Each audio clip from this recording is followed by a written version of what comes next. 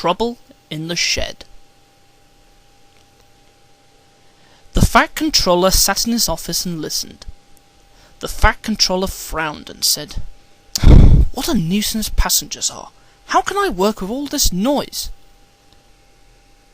The station master knocked and came in, looking worried. "There's trouble in the shed, sir. Henry is sulking, there is no train, and the passengers are saying this is a bad railway." "Indeed," said the Fat Controller. "We cannot allow that. Will you quieten the passengers, please? I will go and speak to Henry." He found Henry, Gordon, and James looking sulky. "Come along, Henry," he said. "It is time your train was ready." "Henry's not going," said Gordon rudely. "We won't shunt like common tank engines. We are important tender engines. You fetch our coaches and we will pull them. Tender engines don't shunt." And all three engines let off steam in a cheeky way. "Oh, indeed," said the Fat Controller severely. "We'll see about that. Engines on my railway do as they are told."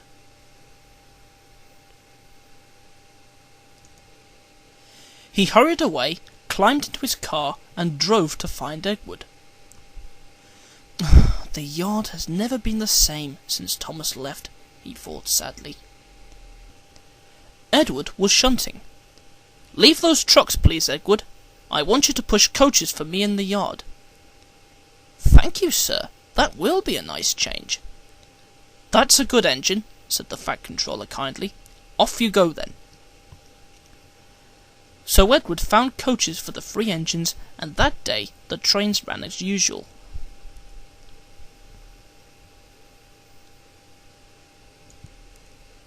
But when the Fat Controller came next morning, Edward looked unhappy. Gordon came clanking past, hissing rudely. "Bless me," said the Fat Controller. "What a noise!" "They all hiss me, sir," answered Edward sadly. "They say tender engines don't shunt. Then last night they said I had black wheels. I haven't, have I, sir?" "No, Edward, you have nice blue ones, and I'm proud of you. Tender engines do shunt.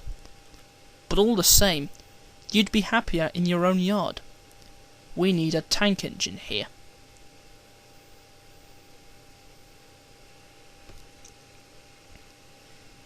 He went to an engine workshop, and they showed him all sorts of tank engines.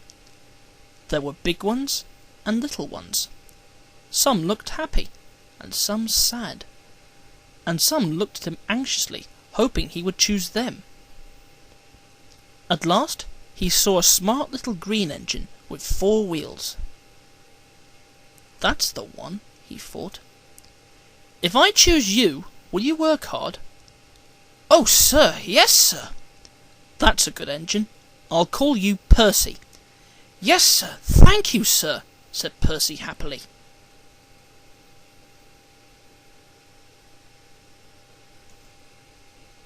So he bought Percy and drove him back to the yard. "Edward," he called, "here's Percy. Will you show him everything?" Percy soon learned what he had to do, and they had a happy afternoon.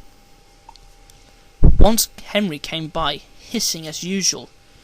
"Wheesh!" said Percy suddenly. Henry jumped and ran back to the shed.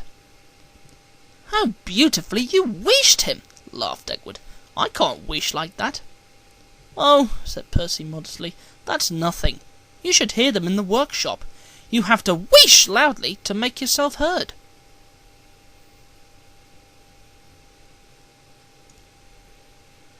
Next morning Thomas arrived. "The Fat Controller sent for me. I expect he wants help," he said importantly to Edward. "Shh, shh, here he comes." "Well done, Thomas. You've been quick. Listen, Henry, Gordon, and James are sulking. They say they won't shunt like common tank engines, so I have shut them up, and I want you both to run the line." "Common tank engines, indeed," snorted Thomas. "We'll show them." "And Percy here will help too," said the Fat Controller. "Oh, sir, yes, sir, please, sir," answered Percy excitedly. Edward and Thomas worked the line. Starting at opposite ends, they pulled the trains, whistling cheerfully to each other as they passed. Percy sometimes puffed along the branch line. Thomas was anxious, but both driver and God promised to take care of Annie and Clarabel. There were fewer trains, but the passengers didn't mind. They knew the 3 other engines were having a lesson. Henry, Gordon, and James stayed shut up in the shed, and were cold, lonely, and miserable.